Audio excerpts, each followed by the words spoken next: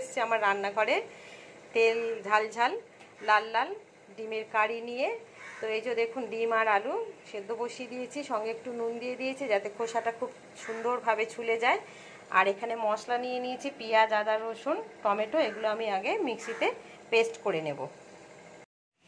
তো এই যে দেখুন বন্ধুরা, ডিমগুলো সেদ্ধ হয়ে গেছে, ছুলে ভালো করে ধুয়ে এর মধ্যে ছুরি দিয়ে একটুখানি কেটে কেটে দিয়েছি চারিদিকে যাতে মশলাটা খুব ভালো মতো ঢোকে। এবার কড়াইতে তেল দিয়ে দিয়েছি, তেলটা গরম হয়ে গেছে, ডিমগুলোকে ভেজে নেব। ডিমটা ভাজা হয়ে গেছে, এবার এই তেলের মধ্যে কিছু মশলা আমি ফোড়ন দিয়ে দেবো। গোটা গরম মশলা, একটা শুকনো লঙ্কা আর জিরে ফোড়ন দিয়ে দিলাম।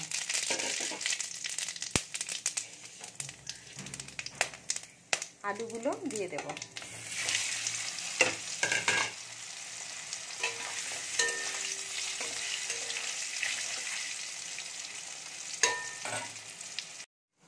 তো বন্ধুরা, আলুটা ভাজা হয়ে গেছে, তুলে নিয়েছি। এবার ওই একই তেলের মধ্যে যে মশলাগুলো আমি পেস্ট করেছিলাম তার মধ্যে হলুদ আর জিরে গুঁড়ো মিশিয়ে মশলাটা তেলের উপর দিয়ে দেবো।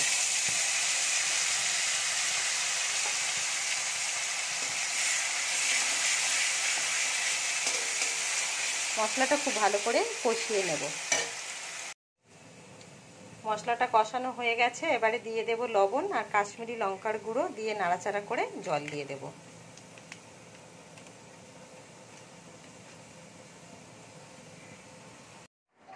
তো এই যে দেখুন বন্ধুরা, রেডি হয়ে গেছে লাল লাল তেল তেল ডিমের কারি।